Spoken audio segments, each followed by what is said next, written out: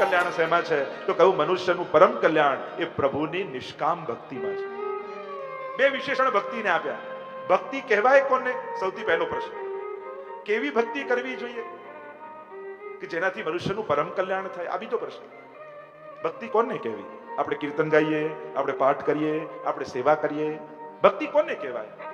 તો કહ્યું કે શાસ્ત્રોમાં 3 જણાએ ભક્તિની વ્યાખ્યા કરી છે. એક નારદજી, બીજા સાંડિલ્ય મુનિ અને ત્રીજા વ્યાસજી. આ 3 જણાએ ભક્તિનું ડેફિનેશન આપ્યું. એકે કહ્યું સાતુ અસ્મિન પરમ પ્રેમ રૂપા અમૃત સ્વરૂપા છે ય લબ્ધ્વાપમાન સિદ્ધો ભવતી અમૃતો ભવતી તૃપ્તો ભવતી. નારદજીએ ભક્તિ સૂત્રમાં આપ્યું સાતુ અસ્મિન પરમ પ્રેમ રૂપા, જે પરમ પ્રેમ છે પરમાત્મામાં એનું નામ ભક્તિ, એ અમૃત રૂપ છે. સાંડિલ્ય મુનિએ કહ્યું સા પરાનુરક્તિ ઈશ્વરે, પરમાત્મામાં રહેલી પરમ અનુરક્તિ એ ભક્તિ છે. પણ મહાપ્રભુજીએ વ્યાસજીની વ્યાખ્યાનો સ્વીકાર કર્યો. વ્યાસજીએ ભક્તિને સમજાવતા કહ્યું મહાત્મ જ્ઞાન પૂર્વસ્તુ સુદૃઢ સર્વતોધિક સ્નેહ ઇતિ ભક્તિ. 3 સ્ટેપ આપ્યા ભક્તિ માટે. આપણે ભક્તિ કરીએ છીએ તે ભક્તિ છે? ભક્તિનું ડેફિનેશન શું? તો કહું મહાત્મ જ્ઞાન પૂર્વસ્તુ. સૌથી પહેલા કહું જેને ભજો છો એને જાણો છો, એનું સ્વરૂપ જ્ઞાન, મહાત્મ જ્ઞાન, તત્વ જ્ઞાન તમને છે? તમે કહો અમે કૃષ્ણના ભક્ત, અમે કૃષ્ણને માનીએ, તો આ કૃષ્ણ છે કોણ? શું કેવલ નંદ બાબા અને યશોદાજીના લાલન છે? શું કેવલ ગોપીઓના પ્રિયતમ છે, સખાઓના સખા છે? કૃષ્ણ તત્વ કોણ છે? આ મહાત્મ જ્ઞાન હોવું જોઈએ. કારણ કે જ્યાં સુધી ઈષ્ટનું મહાત્મ જ્ઞાન નહીં હોય ને, તો કોઈ પણ સંજોગોમાં, વિપરીત સંજોગોમાં તુરંત તમારી શ્રદ્ધા અશ્રદ્ધામાં ફેરવાઈ જશે. કોઈ પણ આવીને તમારું મન વિચલિત કરી દેશે. અને એટલા માટે તમારા ઈષ્ટને સૌથી પહેલા સર્વ સમર્થ જાણો. આ ભક્તિની શરતો છે. તમે જેને માનો છો એ ઈષ્ટની સૌથી પહેલા આટલી ભાવનાઓ મનમાં હોવી જોઈએ એના પ્રત્યે. એક, મારો ઠાકોરજી સર્વ સમર્થ છે. પ્રભુ સર્વ સમર્થો હિ તતો નિશ્ચિતતામ વ્રજે. એનાથી વધારે આ દુનિયામાં મને કોઈ આપી દેવા સમર્થ નથી. ગીતાજીમાં તો ભગવાને કહ્યું ને કે આ દેવતાઓ પણ આપે છે ને તો મારી પાસે લઈને આપે છે. અને એટલા માટે સૌથી પહેલી શરત ઈષ્ટ માટે કે સર્વ સમર્થ છે. બીજું, એનાથી એ ઈષ્ટ મારો એ સર્વવ્યાપી છે, એ કણકણમાં વ્યાપેલો છે. આ બે શરત સર્વોત્તમ છે, સર્વથી ઉત્તમ છે. આ મહાત્મ જ્ઞાન પૂર્વસ્તુ સુદૃઢ, અને પછી દ્રઢતા.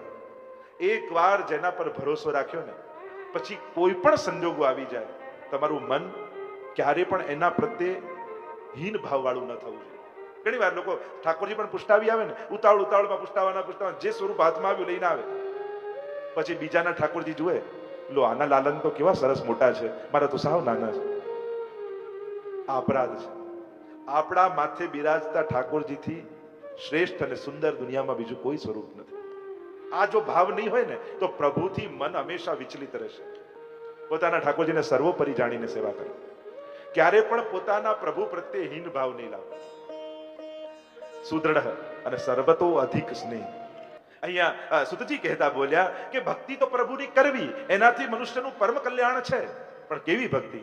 અહેતુકી અને અપ્રતિહતા, નિસ્વાર્થ ભક્તિ, નિષ્કામ ભક્તિ. અને નિષ્કામ છે એ જ ભક્તિ છે જેમાં કોઈ સ્વાર્થ ન હોય, જેમાં કોઈ યાચના ન હોય. કારણ કે જ્યાં સુધી માંગવાની ઈચ્છા છે ને ત્યાં સુધી તમે પૂર્ણ પ્રેમ નહીં કરી શકો.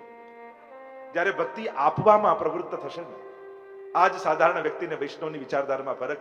ઉત્તમ વસ્તુ કોઈ સાધારણ વ્યક્તિ જુએ તો એને ભોગવવાની ઈચ્છા થાય, અને વૈષ્ણવ જુએ તો ભોગ ધરવાની ઈચ્છા થાય. આપણે ત્યાં તો વિવેક જ છે બોલવાનો. કોઈ પણ સારી વસ્તુ જોઈએ ને તુરંત કે આ તો ઠાકોરજીને લાયક છે. આ વૈષ્ણવનો બોલવાનો વિવેક જ છે. વૈષ્ણવ હંમેશા આ તો પ્રભુને લાયક છે. જ્યાં પણ ઉત્તમ જુએ ત્યાં પ્રભુ યાદ આવે. તો અહેતુકી અને અપ્રતિહતા, અખંડ ભક્તિ. તૈલ ધારાવત, નારદજીના ભક્તિ સૂત્રના શબ્દોમાં કહું, ભક્તિ કેવી હોય? તેલની ધારા જેવી અખંડ હોવી જોઈએ. એટલે જ આપણે ત્યાં શબ્દ છે નિત્ય નિયમ. આ મારો નિત્ય નિયમ છે. અને દરેકનો નાનો મોટો કંઈક નિત્ય નિયમ હોવો જોઈએ. દરેકે કોઈક નિયમ રાખો, ભલે નાનો હોય. નિયમો છે ને એ બંધન નથી, પણ આપણી શ્રદ્ધાના ટેકાઓ છે. ક્યારે એમ નહીં માનવું કે આ નિયમ લઈશ તો બંધાઈ જઈશ. ના, આ ટેકાએ આપણી શ્રદ્ધાની વેળ આગળ ઉગશે, વધશે. જેમ કોઈ નાનકડી કુમળી વેલ ઉગી હોય, આપણે શું કરીએ? લાકડી રોપી અને એને બાંધી દઈએ. સાધારણ વ્યક્તિને એમ થાય કે હજી તો ઉગી, એમાં બાંધી દીધી. પણ એ લાકડી એનું બંધન નથી, એના વિકાસનો આધાર છે, એનો ટેકો છે. એમ તમને જો હું પ્રશ્ન કરું કે તમારી શ્રદ્ધાની વેલ કયા ટેકે તમે બાંધી છે? તમારો કોઈ નિત્ય નિયમ ખરો? એક માળાનો, યમનાષ્ટકના પાઠનો, સર્વોત્તમજીના પાઠનો, સેવાનો કોઈ નિયમ ખરો? જેના જીવનમાં નિયમો નથી હોતા ને, એનું મન બહુ કમજોર હોય છે, એનું જીવન બહુ નબળું હોય છે. કારણ સંજોગોથી ન જીતો, વ્યક્તિઓથી નથી જીતવું, સંકલ્પથી જીતવું છે. કારણ કે જે વ્યક્તિ પોતાની ઉત્તમ વિચારધારા સંજોગો પર આધારિત રાખે, વ્યક્તિઓ પર આધારિત રાખે ને, એના ઉત્તમ વિચારો બહુ લાંબા સમય સુધી ટકતા નથી. પણ જે પોતાના ઉત્તમ વિચારો પોતાના સંકલ્પથી જીતવાનો પ્રયાસ કરે, એ જ ટકી શકે છે. એટલે નક્કી કરો, ગમે તેવા સંજોગો આવી જાય, મારે મારો નિયમ છોડવો નથી. જૂના સમયમાં તેઓ નિયમ લોકો રહેતા કે પોતાનો નિત્ય નિયમ પૂરો ન થાય તો ભોજન ન કરતા. આપણી તકલીફ એ આપણી મોટામાં મોટી ભૂલોને આપણે સહજમાં માફ કરી દઈએ, હા હવે નહીં થાય, અને બીજાની નાની નાની ભૂલો પણ આખી જિંદગી યાદ રાખીએ, એને ક્ષમા ન કરી શકીએ. અને એટલા માટે કંઈક નિત્ય નિયમ એવા બનાવો જેનાથી મન મજબૂત થાય, ઘરમાં તમે પ્રેરણારૂપ બનો. આજે પણ આપણે આપણા વડીલોને યાદ કરીએ, આપણા બા દાદા, અને યાદ કરી કે કેવી સેવા કરતા, કેવી મરજાદ પાળતા, કુએ જલ ભરીને લાવતા. અને 2 ડિગ્રી તાવ આવ્યો હોય ને ડોક્ટરે ના પાડી હોય ને કે બાને ઊભા ન થવા દેતા, તો એ સવાર પડે અપરસ કરીને સેવામાં પહોંચી ગયા. આપણે કેવલ બેનરો ને પોસ્ટરો જોઈને વૈષ્ણવ નથી થયા, આપણે આ બધા દ્રશ્યો ઘરે ઘરે જોયા છે, એનો પ્રભાવ આપણા ઉપર પડેલો છે. આ બધું આપણે રોજ બરોજના જીવનમાં જોયું. ઘણા લોકો એમ કે પહેલા અમારા વડીલો અમને કહેતા તો અમે બધું સાંભળી લેતા, હવે અમારા બાળકો સાંભળતા નથી. એમાં કઈ બાળકો બગડી ગયા કે આપણે સારા છીએ એવું કહેવાનો અર્થ નથી. મૂળ વાત એ છે કે આપણા વડીલોનું જીવન એવું હતું કે ગમે તે કહેતા ને તોય આપણે એમના દોષ ન જોઈ શકતા. એમનું જીવન જ એવું દિવ્ય નીતિ નિયમ વાળું હતું. અને હવે આપણું જ જીવન નબળું બની ગયું છે, અને એ નબળા જીવનને કારણે આપણે આપણા બાળકોને કહેવાનો અધિકાર ગુમાવી બેઠા છે. કારણ કે આપણને બીક લાગે કે આને જો કહેવા જઈશ અને સામે આ મારા દોષો ગણાવશે તો, કે પપ્પા તમે તો સાચવતા નથી, મમ્મી તમે તો ધ્યાન રાખતા નથી, મને કેમ કહો છો? અને એટલા માટે હું તો એ જ કહું, આપણી અંદર કઈ એવી વાત કે જેનું એક્ઝામ્પલ આપી આપણે આપણા બાળકોને કોઈ સારા કાર્યમાં પ્રેરણા આપી શકીએ કે જો બેટા હું આ રીતે જીવું છું, તું જો આવું કરીશ તો તારા પર પણ ઠાકોરજીની કૃપા થશે, તને પણ જીવનમાં સફળતા મળશે. આપણા જીવનમાં આપણે આપણું એક્ઝામ્પલ આપીને જે દિવસે આપણા બાળકોને વાત કરી શકીશું ને, તો ચોક્કસ એના પર પ્રભાવ પડશે. પણ ખાલી ઉપદેશો આપી રાખીશું તો એના પર અસર નહીં થાય. અહીંયા કહ્યું, અધોક્ષજ ભગવાનની ભક્તિમાં જ મનુષ્યનું પરમ કલ્યાણ છુપાયેલું છે. આગળ કહ્યું, ગમે તેટલા સત્કર્મો કર્યા હોય પણ જેનાથી પ્રભુમાં પ્રેમ ન પ્રગટે તો શ્રમ એ વહી કેવલમ. આ બધાનું ફળ શું? માળા કરવાનું, કથા સાંભળવાનું, સેવા કરવાનું, આ બધાનું ફળ ભગવત પ્રેમ સંપાદન છે. માળા કર્યા પછી તમારો ભગવાનમાં વિશ્વાસ વધ્યો, પાઠ કર્યા પછી તમારો ઠાકોરજીમાં શ્રદ્ધા વધી, કથા સાંભળ્યા પછી તમારી શ્રદ્ધા વધી, તમારો ભરોસો વધ્યો. કારણ કે જેનાથી ભરોસો દ્રઢ ન થાય તો એ ભક્તિ નથી, એ તો શ્રમ છે એમ કહે. અને એટલા માટે જેટલું જાણતા જાઓ એટલું ભગવાન તમારા જીવનનું બળ બનવું જોઈએ, કમજોરી નહીં. ઘણા લોકો ભગવાનને કમજોરી, ભક્તિને કમજોરી બનાવે. અમે તો ભગવાનને માનીએ એટલે બધા અમને છેતરી જાય, બધા અમને જમડાવી જાય, બધા અમને કહી જાય. તો ભગવાનને માનવું એ કમજોર વ્યક્તિનું કામ નથી, એ બળવાનનું કામ છે. અને એટલા માટે પ્રભુ બળ બનવા જોઈએ કે કોઈ ગમે તેટલું કરે પણ મારું રંચક પણ બગાડી શકવાનો નથી, કારણ મારી જોડે ભગવાન છે. હું પ્રભુમાં શ્રદ્ધા રાખું છું, પ્રભુની શ્રદ્ધાનું બળ મારી જોડે છે. આપણી પાસે બુદ્ધિ બળ નથી, આપણી પાસે સામર્થ્ય બળ નથી, આપણી પાસે સાધન બળ નથી, પણ હા આપણી પાસે પ્રભુનું કૃપા બળ છે. અને આપણે કૃપા બળના ભરોસે જીવનારા લોકો છે. કહ્યું પ્રભુમાં પ્રેમ જાગે એ જ સાચા અર્થમાં ભક્તિ છે. અવતારોનું વર્ણન કરવું એમ કહ્યું તો 24 અવતારોનું વર્ણન કર્યું, સંત કુમારોથી લઈને છે કલ્કી સુધીના આ ભગવાનના પરમાત્માના 24 અવતાર છે. અવતરું ઉપરથી નીચે આવું, પ્રભુ ભક્તો માટે આવું, એ તે ચાંસ કલા પુંસ કૃષ્ણસ્તુ ભગવાન સ્વયં. બાકી બધા તો અવતાર છે, પણ એ અવતાર લે છે કોણ? એ અવતારી શ્રી કૃષ્ણ છે, જે ભક્તો માટે ધર્મ સંસ્થાપનાર્થાય સંભવામી યુગે યુગે. ગીતાજીનો 2 સિદ્ધાંત સમજવા જેવો છે. એક જીવ સંબંધી છે, બીજો પરમાત્મા સંબંધી. ભગવાન કહે છે કે હું વારે ઘડીએ ભૂતલ પર આવું છું, એને કહેવાય અવતારવાદ. અને ભગવાન અર્જુનને કહે છે કે જીવના પણ અનેક જન્મો થાય છે. એ છે પુનર્જન્મવાદ. કારણ કે હિન્દુ ધર્મ સિવાય બીજા અન્ય ધર્મોમાં જલ્દી આ પુનર્જન્મની સ્વીકાર નથી, અને એટલા માટે જ ત્યાં દાટવામાં આવે છે. આપણે ત્યાં અગ્નિ સંસ્કાર કરાય છે, કારણ કે આપણે માનીએ કે આ દેહ નશ્વર છે અને ફરી આ જીવાત્મા કોઈ દેહને ધારણ કરીને આવશે. અને જ્યાં એમ મનાય છે કે આમને દાટીએ, કારણ જ્યારે જજમેન્ટ ડે આવશે, જ્યારે એ ખુદા યા ગોડ એ જજમેન્ટ ડે ના દિવસે આ બધા જ કબ્રમાંથી ઊભા થશે અને પછી ભગવાન બધાનો ફેસલો કરશે. ત્યાં પુનર્જન્મના સિદ્ધાંતનો સ્વીકાર નથી. આપણે ત્યાં પુનર્જન્મ સ્વીકારાય છે કે માણસ આ દેહ સ્થૂળ દેહ પડી જાય પણ સૂક્ષ્મ દેહ આત્માની સાથે ફરી બીજા દેહનો સ્વીકાર કરે છે. અને એટલા માટે હોસ્પિટલમાં 5 બાળકો એક સાથે જન્મ્યા હોય, બોડી પાર્ટ સેમ ફંક્શન કરતા હોય, છતાંય કોઈ બાળક હસમુખો હોય, કોઈ ક્રોધી હોય, કોઈ લોભી હોય. આ પ્રકૃતિ ક્યાંથી આવે છે? આ ગત જન્મના કર્મ અનુસાર માણસ પ્રકૃતિને ધારણ કરીને આવે છે અને પ્રકૃતિ પ્રમાણે કર્મો કરે છે. અને એટલા માટે જ તો દુનિયામાં બધાની વિવિધતા છે, પસંદગી. કોઈને લાલ રંગ ગમે, કોઈને ગુલાબી ગમે, કોઈને પીળો ગમે, કોઈને તીખું ભાવે, કોઈને ખાટું ભાવે, કોઈને ગળ્યું ભાવે. જેની જેવી પ્રકૃતિ એવી પસંદગી. ગીતાજીમાં ભગવાન કર્મથી પણ આગળ લઈ જઈ છેક પ્રકૃતિની વાત કરે કે માણસને આ જ કર્મમાં રુચિ કેમ થઈ? આ કર્મ તો કર્યા, પણ આ જ કર્મ કરવાની ઈચ્છા એને કેમ થઈ? કારણ કે એની આવી પ્રકૃતિ છે. એ રાજસ પ્રકૃતિનો, તામસ પ્રકૃતિનો કે સાત્વિક પ્રકૃતિનો છે. આમ કહ્યું, ભગવાન વિવિધ અવતારો લઈને પધારે છે. ગીતાજીમાં જેમ ભગવાને કહ્યું, ધર્મની સંસ્થાપના માટે ભગવાન આવે છે. એટલે પાપ, પુણ્ય, સાચું, ખોટું, આ બધા જ વિશ્લેષણનો ગૌણ છે. ભગવાન જેનાથી ધર્મની સ્થાપના થાય એ કાર્ય કરે છે. આગળ કહ્યું, પ્રભુની ચરણ વંદના જે કરે છે એ જ પ્રભુની લીલાને જાણી શકે છે. ભાગવતની રચના કરવા માટે વ્યાસજી બિરાજમાન થયા. સમાધિમાં બધી જ લીલાઓ ભાગવતજીની પ્રગટ થવા લાગી. અને સૌથી પહેલા દેખાયું કુરુક્ષેત્રનું એ રણ સંગ્રામ. કુરુક્ષેત્રનું મેદાન એક વિશાળ સ્મશાન ઘાટ બની ચૂક્યું છે. ક્યાંક કપાયેલા ધડ પડ્યા છે, ક્યાંક કપાયેલા મસ્તક પડ્યા છે, લાશના ઢગલાઓ ખડકાયા છે. દૂર દૂરથી સ્ત્રીઓના રડવાના અવાજ સંભળાય છે, બાળકોની કિકિયારીઓ સંભળાય છે. આકાશમાં ઉડતા ગિદ્ધ અને સમડીઓ નીચે આવી આવી મડદાઓના માંસના લોંદાઓ ખેંચી ખેંચી આકાશમાં લઈ જાય છે. દુર્ગંધ ચારે બાજુ મૃતદેહોની આવી રહી છે. અને એટલામાં મડદાઓના ઢગલામાં અશ્વત્થામા એક એક મડદાને ખસેડી ખસેડી કોઈને શોધી રહ્યો છે. અશ્વત્થામા શોધે છે પોતાના મિત્ર દુર્યોધનને.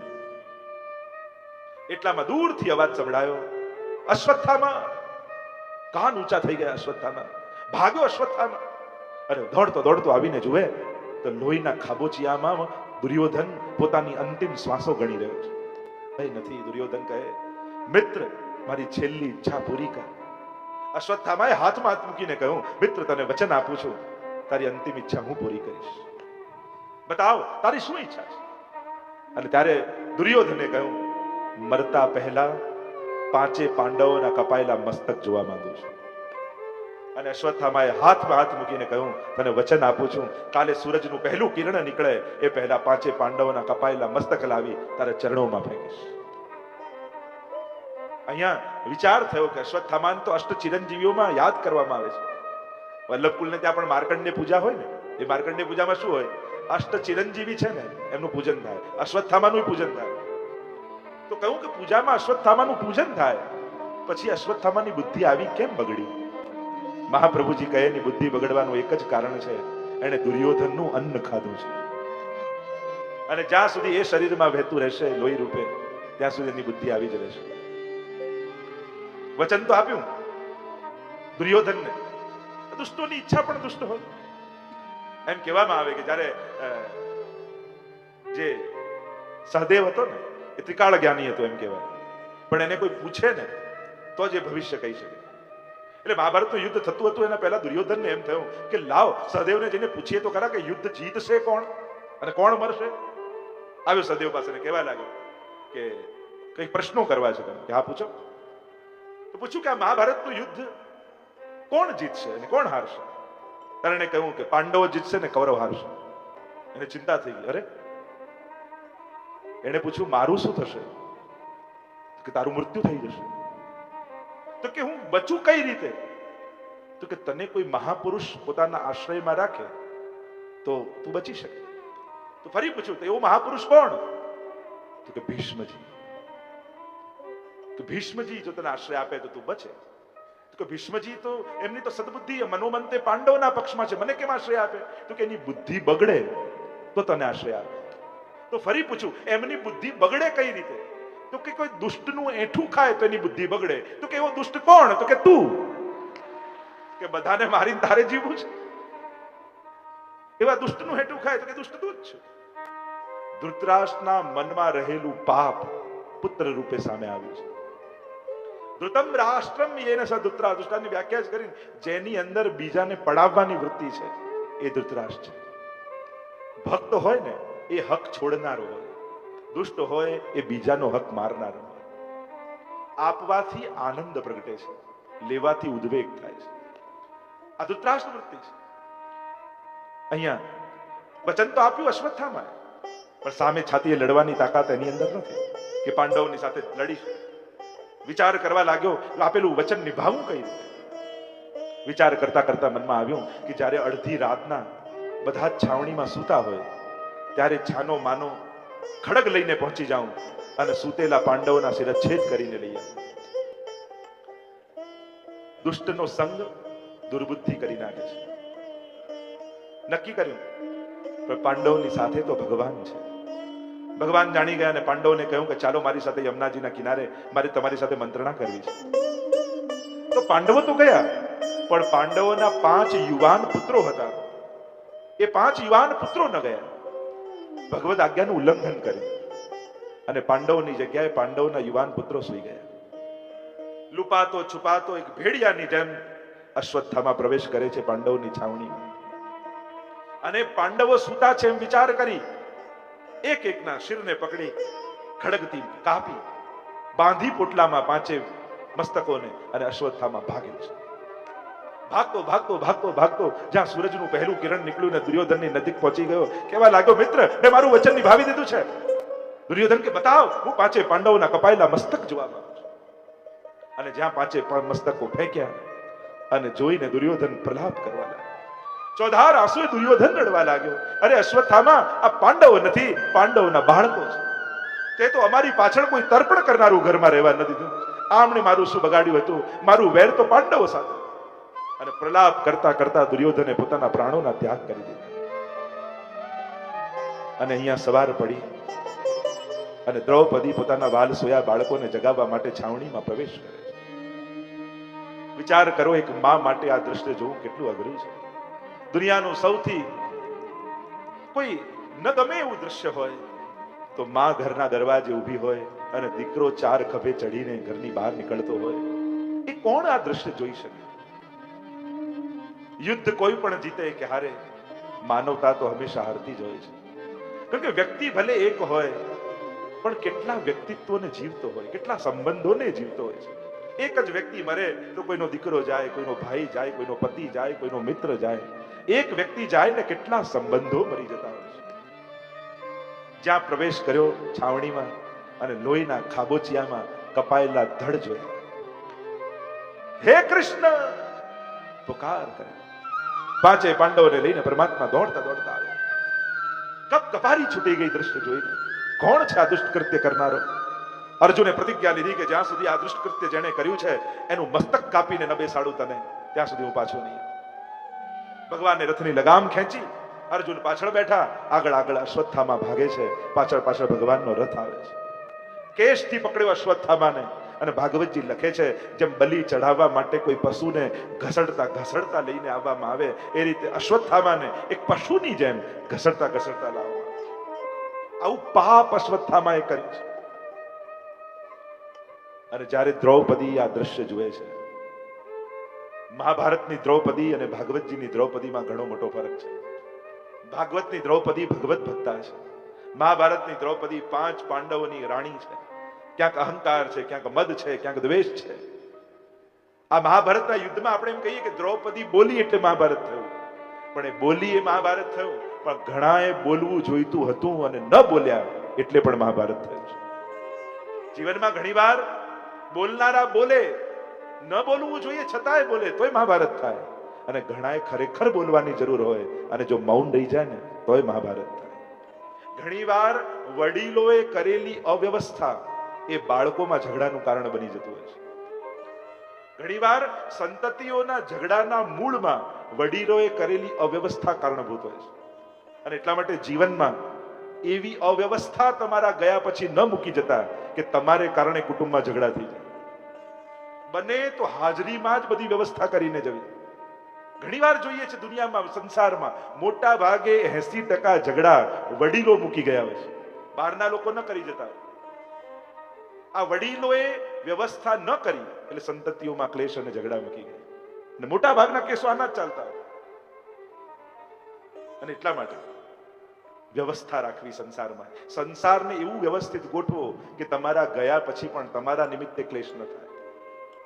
અહીંયા બોલવું જોઈતું હતું ભીષ્મજીએ, નથી બોલ્યા. અને એ પણ એક મહાભારતનું કારણમાં ગણાય. અને ઘણીવાર ઘરે પણ જ્યારે બોલવા જેવું હોય ને ત્યારે બોલવું છે. અને યુવાનોને પણ કહીશ, ભાગ્યશાળી હોય ને એના ઘરમાં કોઈ ટોકનારું હોય. કારણ કે કોણ કોને ટોકે, કોણ કોને કહે? મા બાપનો જીવ બળે એટલે બાળકોને કહે. જે દિવસે મા બાપ ટોકવાનું બંધ કરી દે ને એ દિવસે વિચારજો કે હવે પ્રેમ ગયો. જ્યાં સુધી પ્રેમ છે ત્યાં મા બાપથી કહેવાનું છે. અને મા બાપ નહીં કહે તો કોણ કહેશે? એટલે જીવનમાં, અને આપણે દરેક જગ્યાએ બધાની સલાહ લઈએ જ છે. તમારે કાયદાનું કામ હોય તો વકીલની સલાહ લો, તમારે મેડિકલને લગતું કામ હોય તો ડોક્ટરની સલાહ લો, તમારે એકાઉન્ટની વાત હોય તો સીએની સલાહ લો. તો આમ જીવનમાં અનુભવી કોણ? તો કે આપણા માતા પિતા. એની સલાહ લેવામાં કોઈ નાનું નથી થઈ જતું. અને એટલા માટે જીવનમાં એ રીતે જીવો. કારણ કે આપણે કહીએ કે જનરેશન ગેપ, ખરેખર એવું હોતું નથી. મૂળ વાત છે સમજની, વિવિધતાની. તમે એકબીજાના જુદાપણાનો સ્વીકાર કરી શકો છો? તમે સમયને પારખી શકો છો, ઓળખી શકો છો કે હવે સમય કેવો ચાલે છે? હવે એ સમય ગયો કે વડીને ટોકી ટોકીને બધું શીખવાડું. પહેલાના તો સમયમાં દરેક વાત આમ વડીને મારીને જ કરતા. સ્કૂલમાં જાઓ તો શિક્ષક પણ મારીને ભણાવે. સ્કૂલે માર ખાઈને આવો તો ઘરે બીજી બે પડે કે સ્કૂલે કેમ માર ખાધો. પહેલા તો બધું આ રીતે ચાલતું, આ રીતે જ ભણાવતા કે સોટી વાગે સમસમ ને વિદ્યા વાગે સમસમ. પહેલા તો બધું જ વડીને મારીને થતું. પહેલા ભયથી જ્ઞાન આવતું. હવે ભય ન બતાવાય, નહીં તો સંબંધો જ કપાઈ જાય. હવે તો પ્રેમથી, હૂંફથી સામે બેસાડીને સંવાદ કરીને વાત થાય. એટલે જ્યારે પણ જો વિદેશથી પણ કોઈ વ્યક્તિ આવે ને, પોતાનું ગામ બતાવવા લઈ જાય ને તો બે જગ્યાએ જરૂર લઈ જાય. એક મંદિરે ને બીજું સ્કૂલે. એને જ્યારે પણ તમારા ગામમાં લઈ જાઓ કોઈ મિત્રને ફરવા, તો આ બે જગ્યાએ તો જાવ જ. કારણ કે આ બે જગ્યાએથી જ માણસને સંસ્કાર આવ્યા હોય. અને એટલા માટે આ બે વસ્તુ માટે હંમેશા સમાજે ઇન્વેસ્ટ કરતા રહે.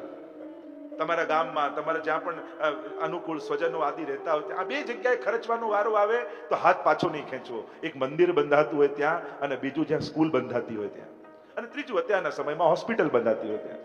અહીંયા ત્યારે આ દ્રશ્ય જોયું છે, દ્રૌપદીએ પ્રભુના નામનો પુકાર કર્યો છે. આચાર્ય ટીકામાં એમ જણાવ્યું એટલા માટે પુકાર કર્યો. એક કારણ એ કે હજી આ બાળકોની અંદર જો પ્રાણ બચ્યા હોય અને છેલ્લી ઘડીએ ભગવાનનું નામ જો પડી જશે ને તો એમનો ઉદ્ધાર થઈ જશે. યા બીજો કારણ એ કે ભગવાનને કેમ પુકાર્યા દ્રૌપદીએ, તો એક કારણ એ બતાવ્યું કે આ ક્ષત્રિયોના બાળકો છે. અને ક્ષત્રિયનો બાળક યુદ્ધના મેદાનમાં લડતો લડતો મરે તો સ્વર્ગને પામે, પણ સૂતો સૂતો મરે તો એની અધોગતિ થાય. તો ભગવાનનું નામ આમની અંદર પડે તો આમની અધોગતિ ન થાય, એટલા માટે ભગવાનના નામ પુકારે. અશ્વત્થામાને ઘસડતા ઘસડતા લાવ્યા છે. અને જ્યારે આ દ્રશ્ય દ્રૌપદીએ જોયું, આ ભાગવતની દ્રૌપદી છે, બોલી મુચ્યતામ એશ બ્રાહ્મણો નિતરામ ગુરુ. છોડી દો, છોડી દો. આ બ્રાહ્મણ છે. શાસ્ત્ર એમ કહે છે કે બ્રાહ્મણે ગમે તેમ પાપ કર્યું હોય ને મૃત્યુદંડ ન અપાય. અને બીજું કારણ એ બતાવ્યું, આ ગુરુ છે. ગુરુનો પુત્ર પણ ગુરુ રૂપ છે. જે વિદ્યા જેમણે અર્જુનને શીખવાડી, દ્રોણાચાર્ય પોતાના પુત્રને નથી શીખવાડી, એવી કૃપા જે ગુરુની અમારા પરિવાર પર રહી છે, આ એનો પુત્ર છે. અને ગુરુપુત્ર પણ ગુરુ રૂપ કહેવાય, અને આ ગુરુ હત્યા ન કરાય. અને ત્રીજું કારણ એ કે આ કોઈનો દીકરો પણ છે. પુત્ર ગુમાવવાનું દુઃખ શું હોય, એક માં તરીકે જે હું અનુભવ કરી રહી છું, અને એક માં થઈ બીજી માને આ દુઃખ આપવા નથી માંગતી. કારણ કે તમે આને મારશો તો કેવલ આ નહીં મરે, આ કોઈ માનો દીકરો મરશે. કેવલ આ નહીં મરે, પણ આને મરેલો જોઈ એની માં મરી જશે. અને કોઈ માં બની હું માને દુખી ન કરી શકું, એટલા માટે આને છોડી દો. હવે કહેવાય આતતાઈને જુઓ ત્યાં મારી નાખો, અને બ્રાહ્મણને મૃત્યુદંડ ન અપાય. કરવું શું? મરાય નહીં ને છોડાય નહીં. અશ્વત્થામા સાથે કરવું શું? ત્યારે ભગવાને કહ્યું, બ્રાહ્મણનું અપમાન જ બ્રાહ્મણનું મૃત્યુ છે. તમે બ્રાહ્મણને દક્ષિણા ન આપો તો વાંધો નહીં, બે હાથ જોડીને ક્ષમા માંગી લો, પણ બને તો બ્રાહ્મણનું અપમાન ક્યારે ન કરો. કારણ કે બ્રાહ્મણનું અપમાન પણ બ્રાહ્મણની હત્યા બરાબર છે. કહ્યું કે આ બ્રાહ્મણ છે, આનું અપમાન એનું મૃત્યુ છે. મણી કાઢી લીધા, કેશમર્દન કર્યા અને મુક્ત કરી દીધો અશ્વત્થામાને. અપમાનની અગ્નિમાં બળવા લાગ્યો અશ્વત્થામા, મારી અપમાનનો બદલો લઈશ, શું કરું? વિચાર કરતા કરતા મનમાં આવ્યું, બ્રહ્માસ્ત્રનું આહ્વાન કર્યું. અને બ્રહ્માસ્ત્રનું આહ્વાન કરી અશ્વત્થામા વિચાર કરે, આ બ્રહ્માસ્ત્ર કોની તરફ છોડું? દ્રૌપદી તરફ, દુર્યોધન તરફ, યુધિષ્ઠિર તરફ, ભીમ તરફ, અર્જુન તરફ, કોને બ્રહ્માસ્ત્રથી મારું? વિચાર કરતા કરતા મનમાં વાત આવી, જો માણસની એકવાર બુદ્ધિ બગડવા લાગે ને, પછી એનું પતન છે ક્યાં સુધી થઈ જતું હોય છે. પછી એ ગમે તેવા પાપ કરતા અટકતો નથી માણસ. એવી બુદ્ધિ બગડી અશ્વત્થામા. વિચાર કરતા કરતા મનમાં વાત આવી કે આ પાંડવોને મારવા કરતા પાંડવો, અર્જુનનો પુત્ર અભિમન્યુ, એને તો અમે યુદ્ધમાં મારી નાખ્યો, પણ એની પત્ની ઉત્તરા એ ગર્ભવતી છે અને પાંડવોનું છેલ્લું બીજ ઉત્તરાના કુખમાં ઉછરી રહ્યું છે, અને જો એને મારી નાખું તો આખું પાંડવ કુળ નિર્વંશ બની જાય. અને આમ વિચાર કરી બ્રહ્માસ્ત્ર લઈ છોડ્યું ઉત્તરા તરફ. સ્ત્રી હત્યા કરતા ખચકાતો નથી, બાળ હત્યા કરતા ખચકાતો નથી. માણસની બુદ્ધિનું પતન કેવું થાય છે? આ પાપ, એક નાનકડું પાપ માણસને કેવા પાપ કરાવી લે છે. અને બ્રહ્માસ્ત્ર જ્યાં ઉત્તરા તરફ છોડ્યું, કરોડો સૂર્યો બાળવા આવતા હોય એવી અગ્નિની જ્વાળામાં ઉત્તરા બળવા લાગી. દ્રૌપદીના સંસ્કાર છે, કોઈ લૌકિક વ્યક્તિનો આશ્રય ન કર્યો. પાહી પાહી મહાયોગિન દેવ દેવ જગતપતે નાન્યમ ત્વદભયં પશ્યે યત્ર મૃત્યુ પરસ્પરમ. પાહી પાહી, રક્ષા કરો. અને અંગુષ્ઠ માત્રનું રૂપ ધારણ કરી પરમાત્મા ઉત્તરાના ગર્ભમાં પ્રવેશ કરી ગયા. કુખમાં રહેલું બાળક ચારે બાજુ દ્રષ્ટિ કરીને જુએ, અરે આ મારી કોણ રક્ષા કરી રહ્યું છે? પરિઈક્ષતિ ઇતિ પરીક્ષિત. જે ચારે બાજુ પરમાત્માને જુએ એ જ પરીક્ષિત છે. જન્મ થયો પરીક્ષિતનો, ચારે બાજુ જુએ છે, ગર્ભમાં દેખાતા હતા પરમાત્મા ક્યાં ગયા? પ્રભુએ રક્ષા કરી છે. કુંતાજીને ખબર પડી પ્રભુ કેવા કૃપાળુ છે. ભક્તની તો રક્ષા કરે છે, પણ ભક્તના વંશની પણ રક્ષા કરે છે. એક વસ્તુ યાદ રાખજો, ઘણીવાર મને તો એમ થાય, આજે આપણે જે સુખી છીએ ને, એ કેવલ આપણી મહેનતનું ફળ નથી, પણ આપણા પૂર્વજો જે પ્રભુની સેવા અને ભક્તિ કરી ગયા ને, આપણે તો એનું ફળ ભોગવીએ છીએ. આ આપણા વડીલોએ કરેલી ભક્તિના ફળ છે જે આજે આપણે ભોગવી રહ્યા છીએ. કારણ કે આપણે ત્યાં તો બધાનું કનેક્શન છે. પૂર્વજોના પુણ્યો સંતતિને મળે અને સંતતિના પાપ કંઈક પૂર્વજોનું પુણ્ય બગાડે, એવું જ થાય. એમનો ભવ બગાડે.